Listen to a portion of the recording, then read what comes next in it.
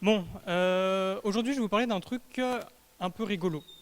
Vous allez voir. Alors déjà, vous vous souvenez un petit peu donc, de la conférence de Rémi. Un PC, de loin, c'est une architecture qui est assez rigolote, mais qui est au final, enfin, beaucoup de gens savent comment ça marche de loin. C'est-à-dire comment on l'utilise, enfin, il y a beaucoup de gens qui ont de l'expérience sur la programmation kernel, etc., qui savent un peu comment ça s'utilise, mais qui ont finalement une approche, comment dire, un peu abstraite. Enfin, comment dire, peu de gens savent réellement comment ça marche à l'intérieur. Nous, l'idée, donc justement, la démarche qu'on a eue avec Rémi de justement, enfin, plus ou moins reverse, ou du moins regarder comment marchait réellement un vrai PC de l'époque, il y a peu de gens qui s'amusent à le faire, et quelque part, c'est dommage. Nous, là, on est arrivé à un stade où on savait, on avait plus ou moins compris comment marchait un PC. Maintenant, la question, c'est est-ce qu'on a réellement compris? Et quoi de mieux que d'essayer de refaire la même chose, nous-mêmes, ou peut-être en mieux, pour savoir si on a vraiment tout compris, toutes les subtilités. Donc déjà, de base, vous vous souvenez un peu du schéma classique, hein, comment ça marche un PC? C'est de loin, c'est un CPU, c'est un peu de RAM, c'est des devices, et au milieu, il y a des trucs bizarres qui routent les signaux, etc. Ok, ça c'est un truc qui est admis.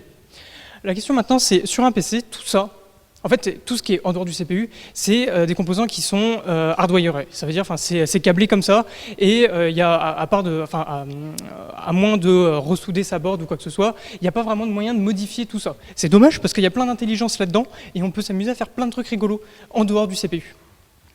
Et c'est là qu'est apparue l'idée du LSE-PC. En effet, on est en 2015 et les composants programmables, ça existe et ça marche bien. Alors la question maintenant, c'est, en fait, tout ce truc-là, en fait, tout le bridge, les devices, etc., est-ce qu'on ne peut pas essayer de les rendre programmables grâce à de la FPGA? Comme ça, en fait, on a deux trucs qui sont programmables. On a le CPU de base, ok, et on a tout le reste des devices qui est trop bien. Donc l'intérêt, il est double. L'intérêt, il est déjà pour les gens qui font du kernel de base, eh bien, au moins, ils ont une machine où l'intégralité de l'hardware est open source. Ils peuvent aller voir le code source de l'hardware pour comprendre comment ça marche et donc développer leur kernel en fonction de ça. Et pour les mecs qui font de l'hardware, eh bien, ils peuvent s'amuser à rajouter des fonctionnalités, des devices, etc., ou améliorer le système hardware réellement sans avoir à designer une nouvelle board. Ça, c'est l'idée de base du LSE-PC. Alors là, attention, la transition qui va suivre est assez violente, parce que là, vous avez un schéma tout simplifié, qui est tout beau, tout propre, blam, et là, on a un vrai schéma électronique. Ça, c'est comment on l'a implémenté. Alors, quand on veut designer une board comme ça, le truc qu'on a envie de faire, enfin, qu'on veut commencer à faire, c'est déjà choisir le type de puce, les composants que vous allez utiliser, et commencer à dessiner un schéma à partir de ces composants-là. Donc là, c'est le schéma principal du LSE-PC. On voit là en petit, on a choisi un CPU, et en grand là, on a choisi une FPGA. Jusque-là, rien de très compliqué. En réalité, là, il y a plein de trucs qui sont annexes, qu'on ne voit pas sur ce schéma-là, qui sont présents quand même sur la board, mais quand vous designez une board, c'est vraiment par ça qu'il faut commencer, c'est-à-dire le cœur vraiment du système. Je vais zoomer un petit peu déjà sur le CPU. On a choisi un 80-386 SX. Pourquoi SX? En fait, c'est une gamme en fait, du 386 qui est, en fait, c'est la même que sur le Léo PC, qui est facilement soudable, qui a peu de pins. C'est-à-dire que là, par exemple, le bus d'adresse, il est sur 24 bits, alors qu'on est sur un processeur 32. Donc théoriquement, on devrait avoir un bus d'adresse qui est sur 32 bits. Là, sur celui-là, on n'a que 24 bits d'adresse. Pareil pour le bus de données, on a un bus de données qui n'est que de 16 bits, et ça, c'est trop bien. Parce qu'au final, ça nous fait peu de fils à câbler. Alors, c'est une version qui date de 1986, qui pouvait être cadencée jusqu'à 20 MHz. Donc du coup, on le cadence à 20 MHz. Contrairement au Léo PC, où là, il était cadencé qu'à 8 MHz ou quelque chose comme ça. Nous, on est monté directement à 20 MHz. Et ouais. Ensuite, au niveau du choix de la FPGA, alors, moi, j'avais un petit peu d'expérience déjà en programmation FPGA, principalement sur des Altera. Donc, on a choisi en fait une Altera Cyclone 4. C'est la gamme de FPGA sur laquelle j'ai énormément travaillé. En fait, c'est la même gamme que sur la board que Rémi a utilisée pour prober ses signaux. Donc là, on connaissait les outils, etc. Donc là, pas de souci.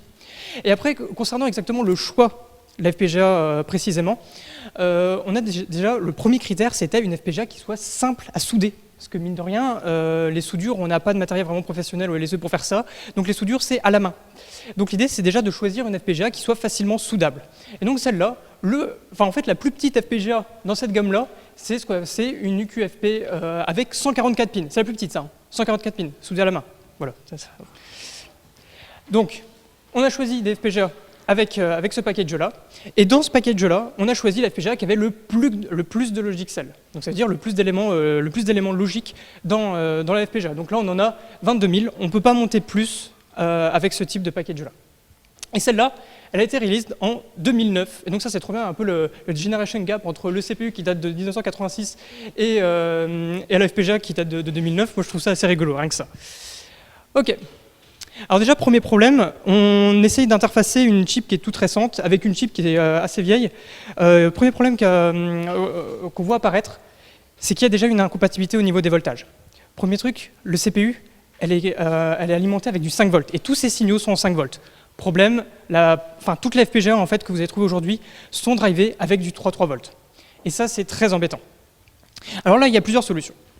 Première solution, c'est que entre les deux chips, vous mettez ce qu'on appelle un level shifter. Et un level shifter, c'est une puce en gros qui est constituée de MOSFET et qui va permettre d'assurer en fait une isolation complète entre les deux chips et shifter les niveaux logiques. Donc là, par exemple, il y en a un qui parle en 5 volts, et ben, ça va shifter son signal, ça va descendre son signal à du 3,3 volts.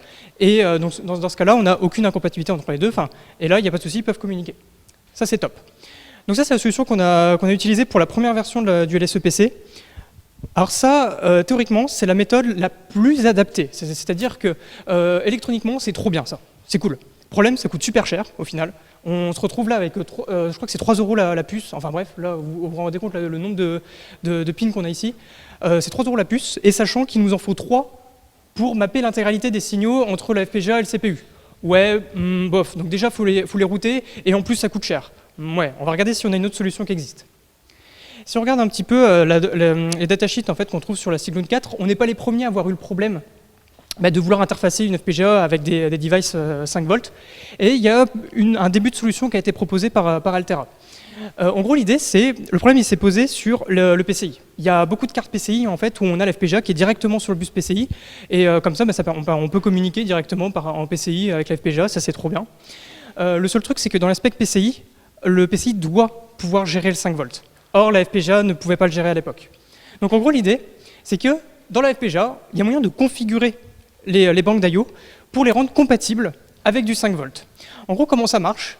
En fait, ça active juste une diode de clamp qui va en fait absorber le courant supplémentaire généré en fait par la différence de potentiel entre le 5 volts et le 3,3 volts. Et donc en gros, l'idée, c'est qu'on va avoir un courant assez important qui passe, et en gros, tout le courant supplémentaire va partir dans le VCC IO, et donc là, on n'endommage pas les IO. Il y a juste un truc quand même, faut quand même limiter un peu le courant, et en fait, il faut placer une résistance, donc là, ici, la résistance R2, entre le device 5 volts et la FPGA. Ça, on va pas pouvoir y échapper, et en gros, nos level shifters, on va pouvoir les remplacer par des résistances. La résistance, c'est trop bien parce que c'est tout petit, c'est un peu plus pénible à souder, mais à router, au final, c'est pas compliqué, et c'est nettement moins cher que des level shifters. Le seul problème, c'est je mets quoi comme résistance ici? Alors là, il y a plein de calculs très compliqués qui sont fournis par Altera. En gros, ils essaient de modéliser le device 5 volts par une résistance R1. Et après, ils disent, en gros, vous appliquez juste un pot diviseur de tension et vous obtenez plus ou moins la valeur de R2. OK, on a fait ça. On avait déduit qu'il fallait une résistance R2 de 47 kΩ. OK, on a soudé l'intégralité de la board avec une résistance de 47 kΩ. Et là, problème, c'est qu'au niveau de la FPGA, on perdait énormément de fréquences. En gros, notre CPU lui parlait à 20 MHz. Nous, on n'arrivait pas en fait, à comprendre ce que racontait le CPU à cette fréquence-là. Et ça, c'est un peu gênant. En fait, l'impédance de la résistance était trop élevée en fait, et donc au final, on filtrait ce qui était intéressant. Alors, OK, on n'a pas compris. On a cherché, en fait, on a essayé plein de variantes de cette solution-là. En fait, cette technique avec le pont diviseur de tension, elle ne prend pas en compte, en fait, justement, tous ces temps de rising edge, etc., c'est-à-dire les temps de transition entre les différents niveaux logiques. Cette solution-là ne prend absolument pas en compte ce facteur-là. Du coup, il me restait plein de résistances de 120 ohms. J'ai remplacé toutes les résistances à 47 ohms par des 120 ohms. C'est fait de manière complètement empirique. Je l'ai fait, ça marche super bien, là les signaux je les vois bien. La FPGA n'a pas encore cramé, bon je suppose que c'est une bonne valeur. Voilà. C'est bien l'électronique. Donc là, ça y est, on arrive à on a interfacé le CPU avec la FPGA. Maintenant, il reste quand même un petit problème. Câbler une FPGA, c'est pas simple. Typiquement, vous allez avoir besoin de plusieurs niveaux logiques, enfin plusieurs niveaux d'alimentation pour alimenter une FPGA. Donc là, en fait, on se retrouve avec 4 niveaux de tension différents sur la board en même temps. Et ça, c'est assez difficile à gérer. Déjà, premier truc, on a besoin du 5 volts. Du 5 volts pour alimenter le CPU, et après, on verra, on alimente également la SRAM avec ça. Donc ça, pas de souci. Le 5 volts, il est facile à obtenir, c'est la tension de l'USB. Donc ça, le 5 volts, pas de souci. Ensuite, on a besoin du 3,3 volts pour les entrées-sorties de la FPGA. Okay, donc ça, il suffit de placer un régulateur 3,3 volts, donc en fait, qui va prendre en entrée le 5 volts de l'USB et qui va ressortir du 3,3 régulé. Ok, c'est cool, pas de souci. La FPGA a également besoin du 2,5 volts pour ses PLL analogiques et de 1,2 volts pour toute sa logique interne. Donc en gros, la FPGA, elle, toute sa logique interne, elle est en 1,2 volts, et en fait, elle convertit ce 1,2 volts en 3,3 volts quand elle veut parler avec le monde extérieur. Ok, trop bien. Donc en gros, ça fait qu'on est obligé d'obtenir ces niveaux d'alimentation en même temps, et on se retrouve avec ce schéma d'alimentation, le schéma que je présente ici. Donc là, on se retrouve avec 3 régulateurs. Alors là, on peut se demander pourquoi en fait, je m'amuse à chaîner les régulateurs entre eux. Il y a une raison toute simple, c'est qu'en fait, il faut que la différence de potentiel entre l'entrée et la sortie soit le plus faible possible. Si elle est trop grande, la chip va se mettre à chauffer et c'est pas forcément ce qu'on veut. Donc là, en gros, l'idée, c'est on a mis le 3,3 volts au début qui est capable de supporter au maximum 1 ampère et on chaîne le régulateur 2,5 volts à 250 mA et le régulateur de 1,2 volts à 1 ampère. Et là, pas de souci, on a un delta qui est moins faible et là, ça passe à peu près. Voilà. Ensuite, une autre partie du circuit qui est importante, la configuration de la FPGA. Ça peut paraître bête comme ça, mais il y a un moment, la FPGA va falloir la programmer. Okay, la technique de base, c'est de passer par la JTAG. Donc là, j'ai rajouté le connecteur de JTAG qui permet en fait de faire plein de trucs sur la FPGA, CF, ma conf de l'année dernière. J'ai rajouté également ces pins-là en fait, qui permettent de configurer, de configurer la configuration de la FPGA. En gros, c'est avec ça que je lui indique ce qu'elle doit faire quand elle va booter. C'est-à-dire que j'alimente ma FPGA, la FPGA va regarder ces bits-là et en fait, elle va savoir où aller chercher sa configuration.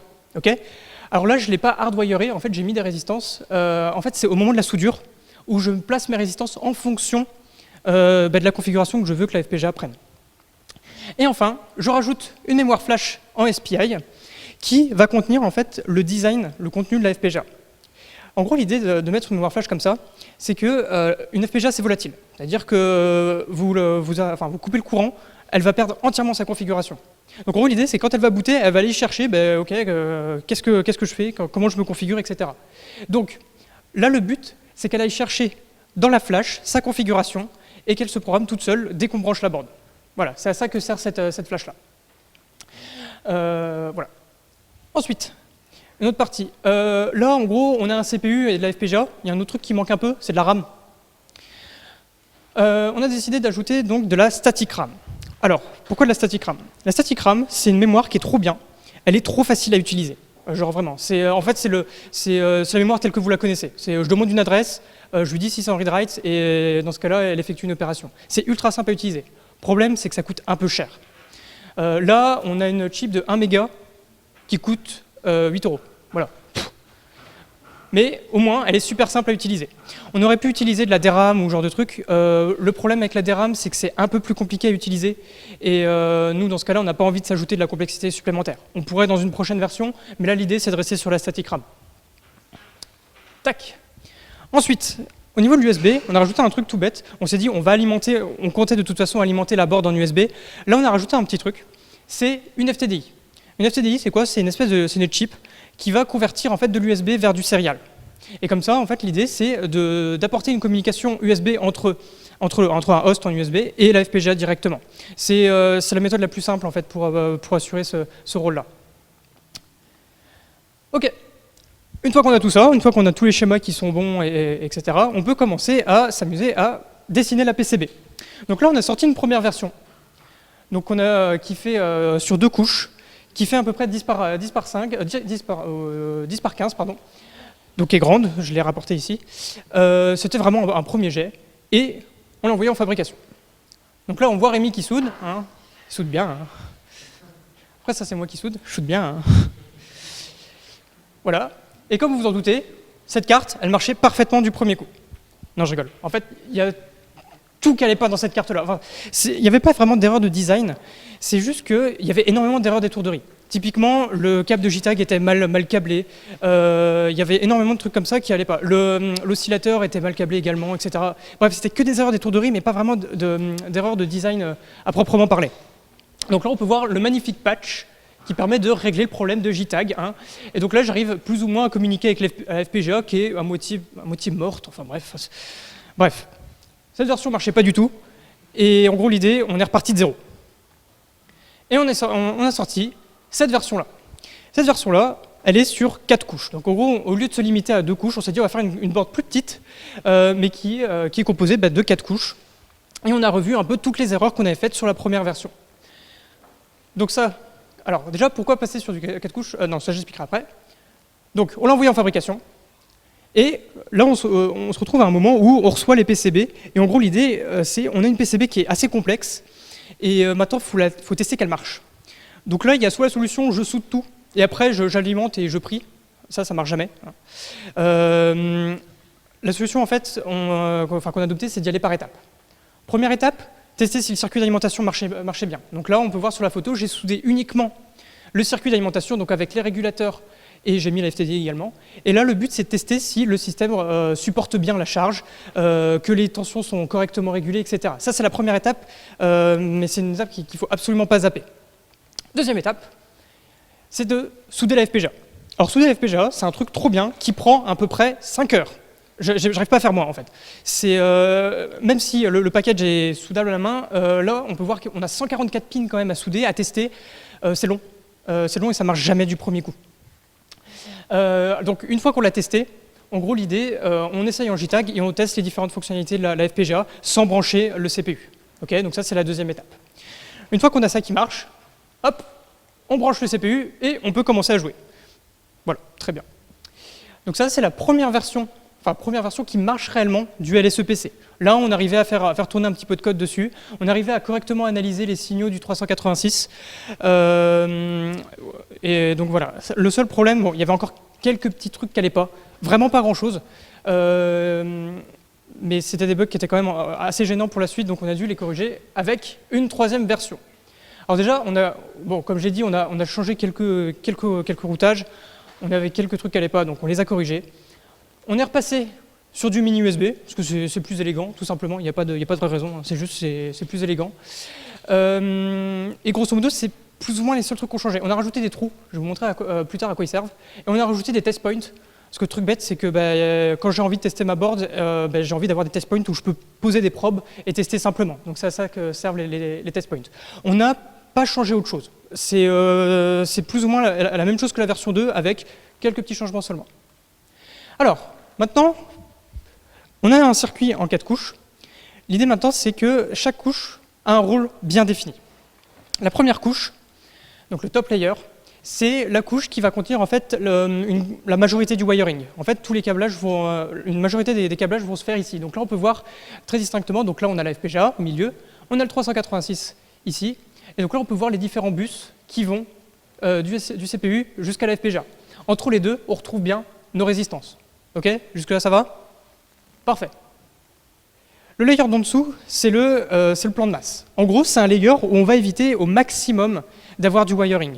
En gros, l'idée, c'est qu'il faut juste que ce soit un plan avec rien dessus, où juste on retrouve la masse sur ce plan-là.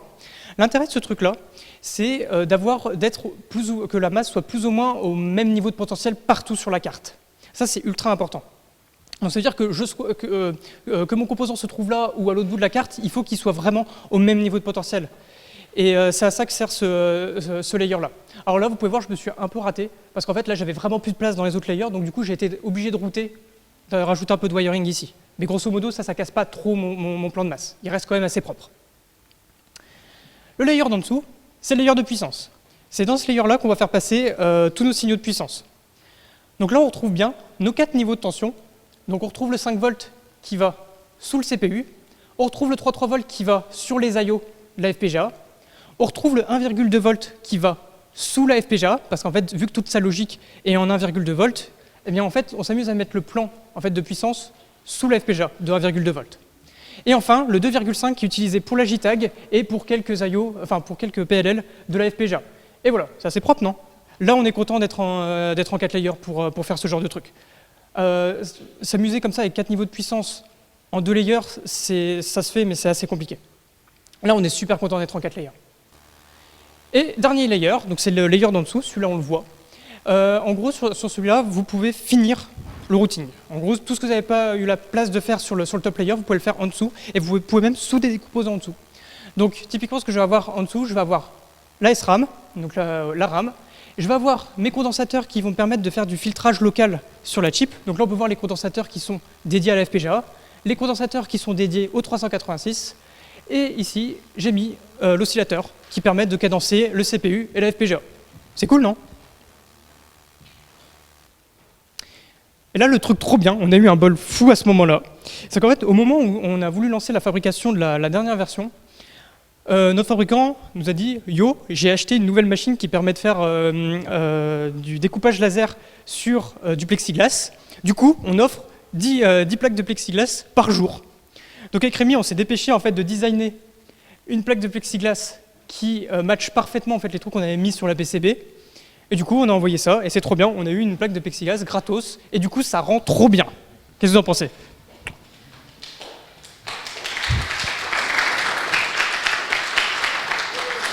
C'est aussi la version qui est là, si vous voulez venir la voir après.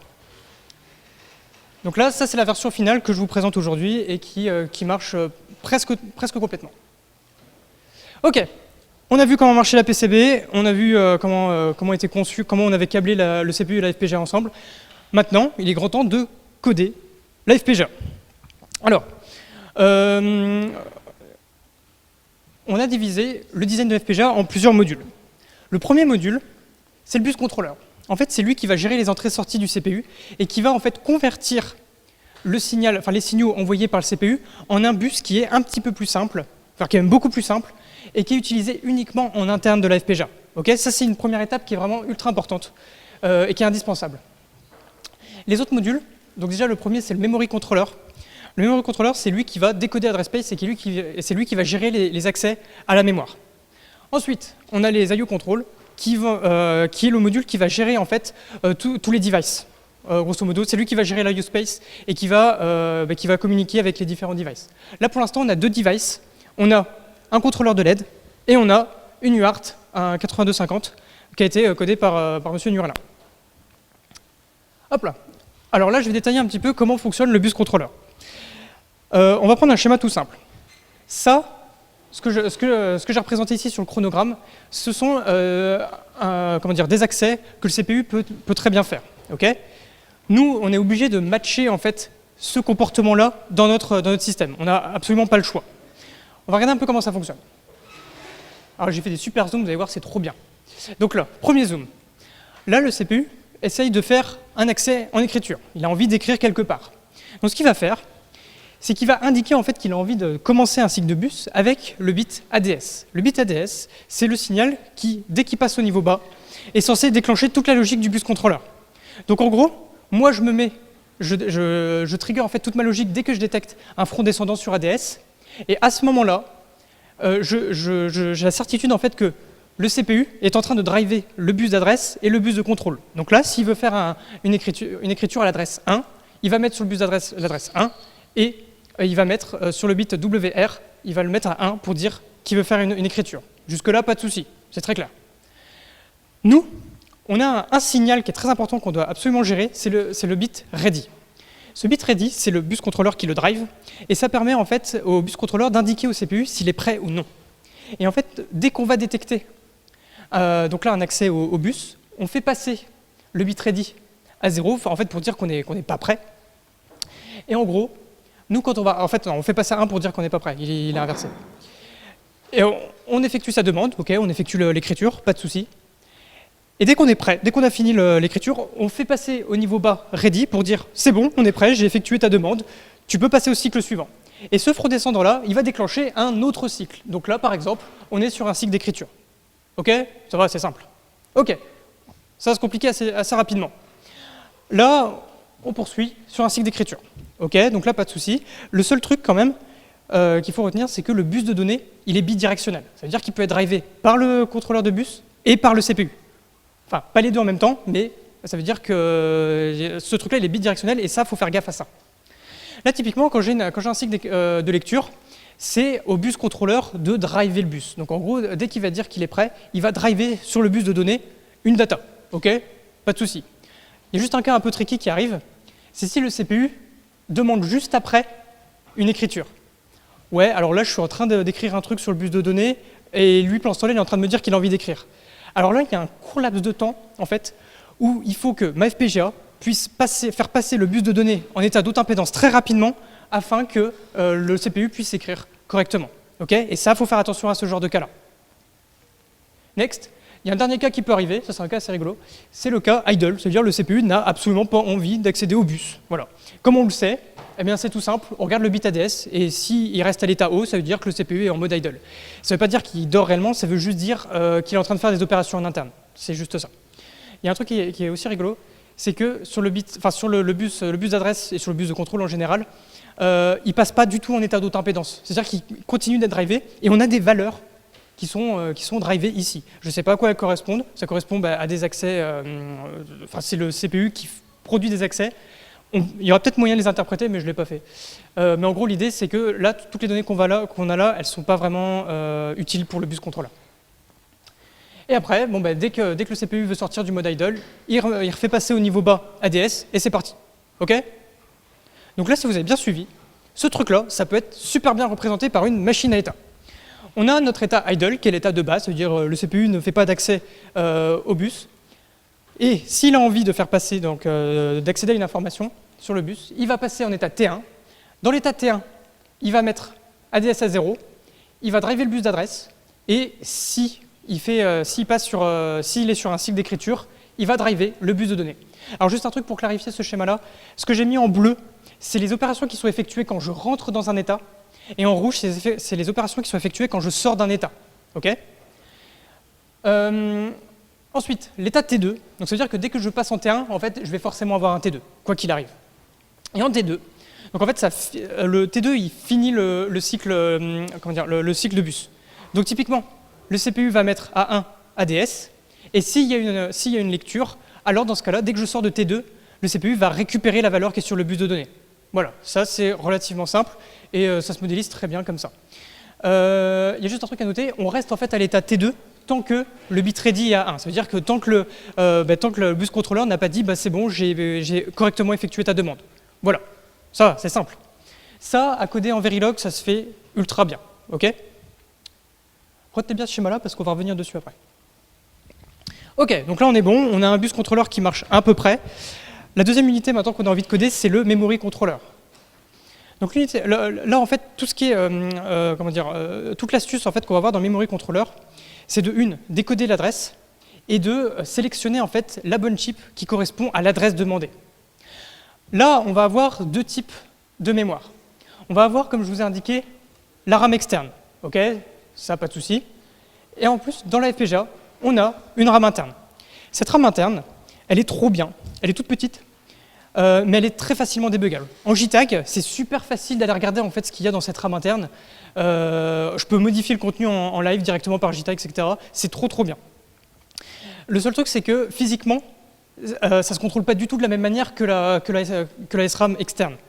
Tout simplement parce que la RAM interne est contenue directement dans la FPGA, et forcément, au niveau de qui drive le bus de données, il y a un petit truc quand même à gérer. On va prendre un cas tout simple. On va imaginer un address space tout bête. Là, typiquement, je mappe juste à partir d'un méga, j'ai envie de mapper ma SRAM, ma RAM externe, et tout en haut de l'adress space, j'ai envie de mapper ma RAM interne. Okay, on va imaginer ça comme ça, on prend ça comme exemple.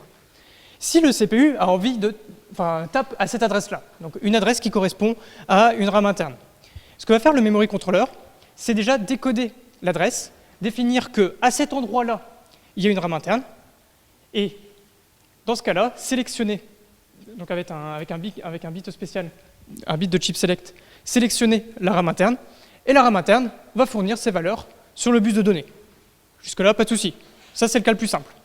Maintenant, qu'un tout petit peu plus tricky, je tape dans ma RAM externe.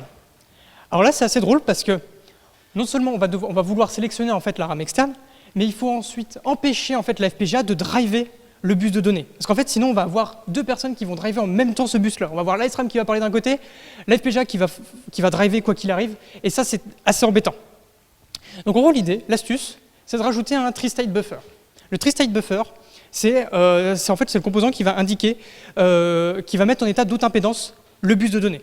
Donc en gros, dès que je sélectionne ma RAM externe, je désactive le tri-state buffer, donc ça veut dire que là, je passe en état d'haute impédance, et là, la RAM externe et le CPU, ils peuvent communiquer sans souci sur le bus de données. La FPGA, elle n'a aucun effet sur le bus de données. C'est cool, non? Voilà, ça c'est grosso modo le truc, le seul cas tricky qui est à gérer avec le memory controller. Après, toute la complexité, c'est de définir exactement les bonnes équations logiques que je mets dans mon adresse décodeur pour créer parfaitement cette adresse space-là. Alors en pratique, c'est pas vraiment celui-là qu'on a envie d'avoir comme adresse space, c'est plutôt celui-là. À savoir, donc là on retrouve bien dans les adresses hautes ma RAM interne. Dans ma RAM interne, en fait, c'est ici que je vais avoir mon vecteur de reset. En gros, l'idée, c'est dès que le CPU va booter, il va aller exécuter les instructions qui se trouvent dans les adresses hautes. Donc en fait, il va commencer à exécuter du code ici. Et vu que j'ai un très bon contrôle en fait, sur la RAM interne, j'ai envie de la mettre à cet endroit-là. Comme ça, je peux uploader du code ultra facilement et débugger assez facilement cette RAM-là. À 1 méga, je laisse ma SRAM, ça, il n'y a pas de souci. Et dans le premier méga, j'ai envie de matcher en fait, l'adresse space qui était d'origine sur l'IBM PC. Sur l'IBM PC, il ressemblait plus ou moins à ça. C'est pas exactement ça, mais il ressemble presque à ça. À savoir, les 600 premiers 40 kilooctets qui sont réservés pour de la RAM, et le reste qui est réservé par des devices. C'est réservé par d'autres trucs, je vous expliquerai un peu plus tard quoi exactement. Et à la fin, normalement, on est censé retrouver une copie de la RAM qui se trouvait tout en haut. Ok? Alors une copie plus ou moins, une espèce de shadow copy, enfin bref. Cette adresse space-là, ça match plus ou moins ce qu'on avait sur l'IBM PC. Okay, et c'est cette adresse space-là qu'on utilise au final. OK. Le dernier module, le module d'IO, alors là, il se comporte plus ou moins de la même manière que le memory controller, à savoir que c'est lui qui va gérer. En fait, c'est la même chose que pour le memory controller, sauf qu'il va gérer les IO ports. Là, l'idée, c'est que vu qu'on n'a que deux devices, on n'a que deux ranges d'adresses qui sont réservées, à savoir le contrôle de la LED. Alors là, je l'ai mis à une adresse complètement arbitraire. Cette adresse-là, ça correspond à un range DMA. Normalement, ici, il y a la DMA, et c'est une adresse dans le range DMA qui n'est pas utilisée. Du coup, j'ai mis ma LED ici. Voilà, ça marche. Et on retrouve, donc là, par contre, à l'emplacement correct, l'UART, qui était présente d'origine sur l'IBM PC. Et ça, c'est trop bien. Donc là, par exemple, si je veux faire un accès... Là, par exemple, c'est le petit bout de code qui permet de faire clignoter la LED. Trop bien. OK. Là maintenant, j'ai configuré ma FPGA correctement. Maintenant, l'idée, c'est que j'aimerais bien essayer de faire tourner du code. Alors, comment je vais faire? Déjà, premier truc, il faut savoir comment je vais organiser ma RAM interne. Je sais déjà qu'à la fin de cette mémoire-là, je vais devoir me retrouver avec un code de reset. C'est en gros les premières instructions que le CPU va exécuter. Donc à la fin de cette mémoire-là, je vais me retrouver avec le reset code. J'ai envie de placer également un bout de code, donc là on va dire que c'est le code du BIOS, d'accord? Et à la fin, j'ai envie de mettre une stack. Pourquoi la stack ici? Tout simplement parce que je peux visualiser en direct ce qui se passe dans ma stack, vu que c'est sur la RAM interne. Et ça, c'est trop bien. Je peux regarder exactement quelle fonction est call, etc. Ça, c'est super cool. On a vraiment envie de l'avoir. Maintenant, l'idée, c'est, je vous l'ai dit, on va la mapper 2 fois. Et ça c'est important. Je m'explique. On va imaginer que le CPU reset. Donc, moi, le code que j'ai envie de mettre en fait, dans mon bout de code de reset, c'est ça. Déjà, j'ai pas beaucoup de place. J'ai que 16 octets. Okay, c'est très peu en fait. Et en fait, en 16 octets, ce qui est assez rigolo, c'est que j'ai pile la place de mettre ces instructions-là. Là, ce que je fais, c'est je configure déjà mes registres DS et SS. OK, jusque-là, pas de souci. Je configure une stack et je fais mon long jump qui va me permettre de passer, qui va me permettre de jumper sur l'entry point du BIOS. OK, pas de souci? Bon, je trouve ça trop bien parce que ce bout de code-là, il fait trop plein de trucs et il tient pile poil en 16 octets. Moi, je trouve ça trop bien. Donc voilà, donc une fois assemblé, ça fait tout ça, et voilà, c'est cool. Alors, il y a quand même un truc à noter, c'est que là, de base, les valeurs de reset, en fait, quand je vais allumer mon CPU, de CS et de IP, elles vont valoir ça. CS, il va valoir F000, et IP, il va valoir FFF0. Si vous avez déjà fait un peu d'assembleur en 16 bits, vous devriez savoir quand même que l'adresse effective, donc l'adresse qui correspond en fait à l'addition du CS et de l'EIP, est effectuée comme ça. Sauf que là, si j'effectue l'opération de base, je me retrouve avec l'adresse FFFF0, en fait sans le F rouge. Sauf qu'en pratique, le F rouge, il apparaît. C'est un peu bizarre. En fait, c'est tout simple. C'est qu'au début, en fait, lors du reset du CPU, tous les bits de poids fort de l'adresse vont être mis à 1, quoi qu'il arrive. Et c'est dès que je vais effectuer un changement sur le segment de sélecteur de code que ces bits-là vont repasser à 0. Voilà. Alors comment ça se traduit? Mon CPU se lance. La flèche verte, ça représente mon OIP. Ça veut dire quelle est l'instruction que j'exécute. Je démarre mon CPU, je démarre ici, donc au début du reset code. Jusque-là, pas de souci. Next. J'exécute tout mon reset code et j'arrive à la fin. Et à la fin, on retrouve bien mon jump.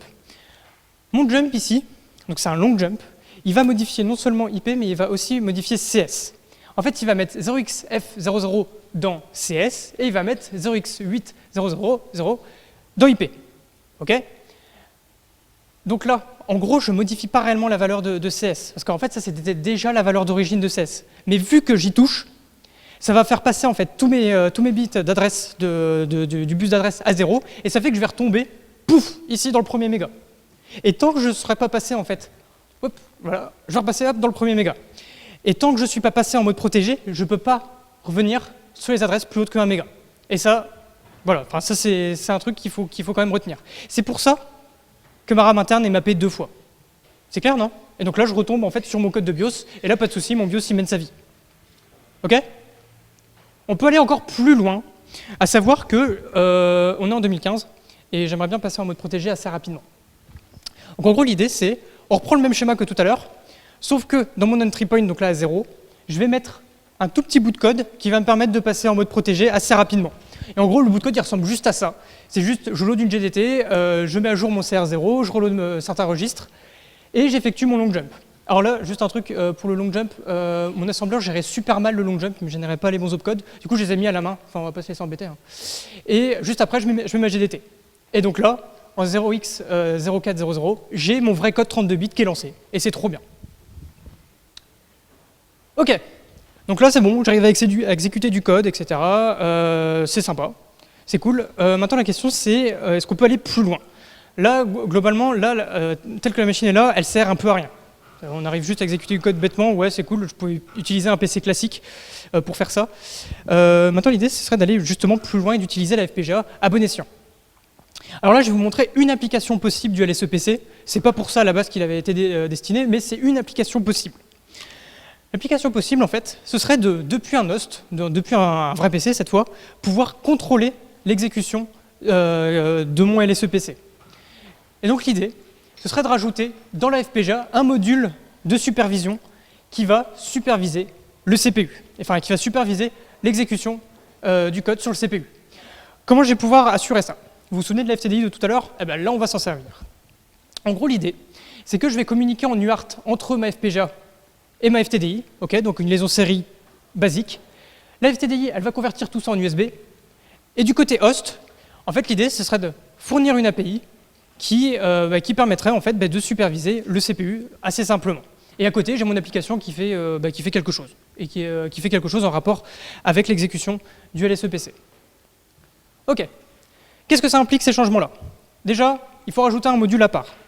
Donc là, on a rajouté un module de supervision, en plus des 3 autres modules, qui lui a accès à certains signaux de contrôle du CPU, et que lui seul va pouvoir contrôler. Typiquement, le reset. Là, actuellement, il n'y a que le superviseur qui peut reset le CPU. Ça a du sens. Ce n'est pas au bus contrôleur de le faire ou à un autre module de le faire, c'est vraiment au superviseur. OK, vous vous souvenez du schéma de tout à l'heure? OK, alors en fait, il n'est pas complet. Il y a un état que j'ai oublié de mentionner et qui va nous être vachement utile pour la suite, c'est l'état hold.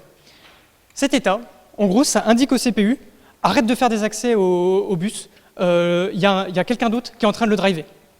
Ce truc-là, dans la vraie vie, vous voyez à quoi ça sert ou pas? À part pour le LSEPC. Dans la vraie vie, sur un vrai PC. Ouais. DMA, ouais, c'est ça. En gros, j'ai un autre device qui a besoin de faire des accès sur le bus. En gros, lui, il a envie de dire au CPU, arrête, c'est à moi d'effectuer des opérations sur le bus. Vous ne pouvez pas être deux en même temps, en fait. Donc, en gros, l'idée, c'est que nous, on va exploiter, en fait, cet état-là pour le superviseur. Donc, Comment on passe en mode hold? Il y a un bit, il y a un ping qui sert à ça sur le CPU qui s'appelle le bit hold. Et dès qu'il a 1, ça indique au CPU qu'il doit se mettre en hold. Le CPU, quand il est en hold, il va passer ce bit, le bit hold A pour hold acknowledge à 1, ça veut dire que c'est bon, là il est bien en état d'attente. Et il va passer tous ces autres bus en état d'haute impédance, et donc là c'est le moment où on va pouvoir faire n'importe quoi. Comment on va exploiter cet état-là? De base, la fonctionnalité de base qu'on a envie d'implémenter sur le superviseur, c'est une gestion des breakpoints hardware. Donc en gros l'idée c'est, j'indique à mon superviseur, j'aimerais bien me hooker en fait sur tel range d'adresse, et dès que le CPU veut faire un accès à ces ranges-là, je veux que tu le fasses passer en hold et que tu m'envoies toutes les informations, enfin tout le state du CPU à ce moment-là. Comment on fait ça? Imaginons que j'ai envie de me hooker sur l'adresse 0xb8000. Donc le CPU, si un jour il fait un cycle d'écriture sur 0xb8000, moi je le détecte dans mon superviseur, le superviseur il met à 1 le hold pour dire au CPU « Eh oh, tu dis plus rien ». Il répond avec le hold A, parce qu'il n'a pas le choix, il fait passer tout en état d'haute impédance, et nous, pendant ce temps-là, pendant que le CPU est arrêté, on peut s'amuser à envoyer des trucs sur la liaison série. Là, en l'occurrence, on envoie l'adresse qui a été demandée, la data, on envoie les signaux de contrôle, on met une toute petite couche protocolaire au-dessus de tout ça, et c'est bon, c'est trop bien. Ça, c'est récupéré par le host, et le host pourra l'interpréter comme il veut. Une fois que j'ai fini d'envoyer ça, je refais passer à 0 le bit hold, et le CPU peut continuer à vivre sa vie comme si de rien n'était. Et c'est trop bien. Alors, comment on va implémenter le superviseur? Truc bête, le superviseur, là, il y a beaucoup de logique dont j'ai besoin. Et l'idée, c'est que j'ai pas envie de le coder uniquement en Verilog. Je pourrais, mais c'est long. C'est long à coder. De base, le Verilog, c'est long à compiler, etc. J'ai vraiment pas envie d'utiliser du Verilog. La technique, c'est de placer un CPU dans le bridge du LSE-PC. Et l'idée, comme ça, une fois que j'ai un CPU, je pourrais faire tourner du vrai code, donc coder en C, le superviseur de mon bridge. Et ça, c'est cool. Parce que de base, globalement, quand on utilise du C, on est content. Comment je vais pouvoir faire ça? Sur les FPGA d'Altera, on a un module qui s'appelle Q6, qui est une aide en fait, pour fabriquer des petits systèmes qui sont entièrement configurables. Donc en gros, l'idée, c'est ce système nous fournit un processeur qui a été designé par les ingénieurs d'Altera, qui s'appelle le NIOS 2. Et en gros, l'idée, c'est qu'on peut configurer entièrement les devices dont vous avez besoin dans votre Q6. Donc nous, de quoi on a besoin dans notre Q6? On a besoin de RAM, forcément, parce qu'il y a un moment, il va falloir mettre du code pour le CPU qui est là. On a besoin de 2 UART. Alors pourquoi 2? On en a une en fait qui est dédiée à la FTDI et une deuxième qui est dédiée en fait à l'UART du 386. Donc celle qui est émulée, c'est celle qu'on émule. Et ensuite, on a besoin de modules de PIO. Donc PIO, en fait, c'est tout simplement des JPIO toutes simples. Et en gros, l'idée, c'est que ces modules de PIO-là, ils vont nous permettre de récupérer le state courant du CPU. Alors, on va reprendre l'exemple de tout à l'heure, où le CPU a envie d'écrire à un certain range. En fait, dès qu'il va effectuer cette écriture-là, je vais interrompre le NIOS 2, donc grâce à un module de PIO qui est dédié à ça, qui lui est relié à une entrée d'IRQ du NIOS 2 et qui lui est capable de réveiller le CPU. Donc en gros l'idée c'est que dès que j'effectue mon écriture, je réveille le NIOS il lance son code C qui va récupérer en fait les informations du CPU, donc ça veut dire l'adresse, le bus de data, etc. Et il va envoyer tout ça avec un certain protocole sur l'UART 0. C'est cool, non? Alors, pendant ce temps-là, il ne faut pas oublier que le CPU, lui, doit répondre int A, qui a en fait un acknowledge pour dire qu'il a bien pris en compte l'interruption, et il est même capable de reset le CPU. Ça, c'est cool aussi. Hop. Comment? Alors, là, je vais montrer un tout petit exemple en fait, de ce mode-là, et on va essayer d'émuler un buffer vidéo, tout simplement. Alors, si c'est pour émuler un buffer vidéo, cette technique-là est complètement stupide. Pourquoi? Parce qu'en fait, dès que mon CPU va faire un accès au buffer vidéo, je vais le mettre en attente, envoyer le caractère et le CPU va pouvoir se remettre à faire son prochain accès. Sauf que souvent le frame buffer, lui, il est mis à jour entièrement la plupart du temps. Et en gros, l'idée, c'est que pour chaque caractère qu'il va écrire, je vais l'interrompre, je vais envoyer le caractère, etc., etc. Ce qui serait plus intelligent, et c'est ce que Rémi avait fait sur la carte mère ici, ce serait de mettre cette zone-là dans de la RAM interne et après de flusher de temps en temps l'écran. Encore une fois, il y a un autre problème, c'est que là, dans la RAM interne, elle est déjà utilisée pour contenir le code du BIOS. Ça fait que j'ai plus de RAM interne. Bon, tant pis. Mais au moins, ça fait un exemple. Donc, l'idée c'est, dès que mon bus contrôleur va faire un accès justement à la zone de vidéo, moi j'ai toute une logique, donc ça par contre je suis obligé de le faire en Verilog parce que c'est de la logique combinatoire. En fait c'est un mini adresse décodeur si vous voulez, qui va checker qu'on tape dans des adresses de vidéo et qui va interrompre le système, enfin le Q6 dès qu'on tape dans ce range-là. Et donc là, hop, dès qu'on a interrompu le Q6, hop, c'est parti, on lance le protocole, c'est parti. C'est trop bien. Ok, donc là c'est le moment de la démo, hein, c'est le moment où ça rate. Boum, et voilà ce qu'on obtient.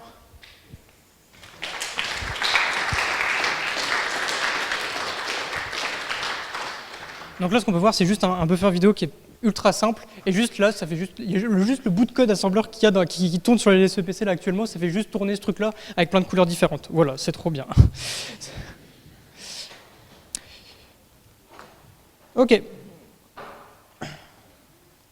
Next. Donc ça, c'est la démo. Hop. Alors, en conclusion, comment s'utilise le LSEPC? Vous avez déjà deux interfaces pour communiquer avec cette board-là. La première interface, c'est celle de base, c'est celle qu'on a utilisée depuis le début, c'est la JTAG.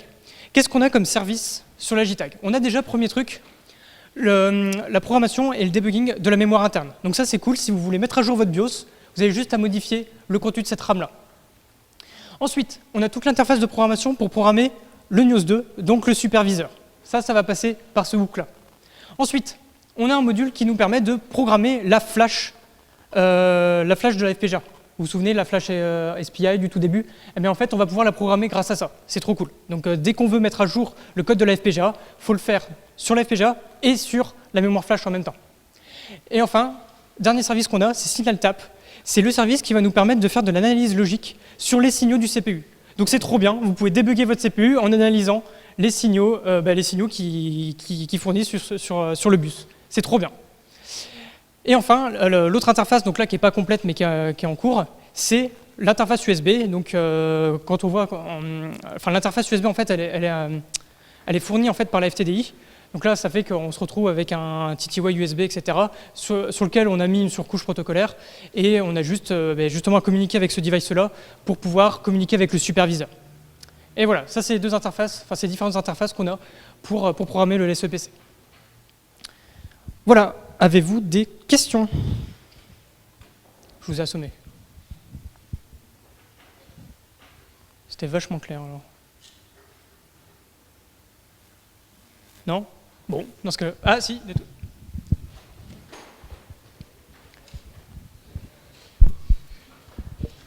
Comment ça marche pour faire imprimer sa propre carte? Comment ça marche pour faire imprimer ses propres cartes? Alors, déjà, tu utilises un logiciel, il y en a plein qui existent en fait, qui permettent de faire, qui permettent de décider des schémas. Et une fois que tu as les schémas, en fait, ce que tu as envie d'avoir, c'est d'avoir un logiciel qui est capable de lire ces schémas-là et te générer en fait ce qu'on appelle le chevelu. C'est en fait, ça prend tes différents composants que tu as sur ton schéma et ça te met les composants, ça met juste les footprints des composants et ça te les relie juste avec des traits tout simples. Et en fait, toi, tu as juste à finir le routing. Tu finis le routing. Une fois que tu as fait ça, tu génères les gerbers, donc qui est un format de fichier pour représenter des PCB qui est normalisé et que la plupart des fabricants supportent. Et donc tu as juste envoyé ces fichiers-là et normalement ça marche. Il te renvoie la carte au bon format. Je simplifie à mort, mais c'est grosso modo ça l'idée. Ouais.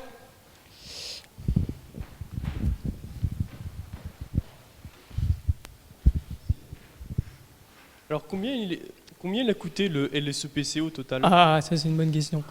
Alors la FPGA, c'est une assez balèze qu'on a pris, une assez balèze. Elle coûte environ 40 €. Et le CPU, je ne sais plus combien il coûte. En gros, l'idée, on avait calculé, on se retrouve un peu moins de 80 €. Sachant que ça coûte 80 €, sachant que moi je passe 7 heures à la souder. Donc voilà, c'est juste les composants, 80 €. Un autre truc quand même qu'à noter, c'est que des 386, ils sont plus fabriqués. Donc là, typiquement, chez notre fabricant, il n'en reste qu'une trentaine, parce qu'on en a acheté une dizaine en fait pour faire nos tests. Il en reste qu'une trentaine, et après ces 30-là, je pense qu'il n'y en aura plus du tout. Ou alors si tu en retrouves sur eBay à un prix assez élevé, parce que là on ne les a pas eu pour super cher. En fait, c'est plutôt ça le problème. En fait. Les composants, tu arriveras à tous les retrouver, sauf le 386. Voilà, on essaie d'avoir un partenariat avec Intel pour qu'il relance la fabrication des 386, rien que pour nous. D'autres questions? Bon, dans ce cas, je vous remercie.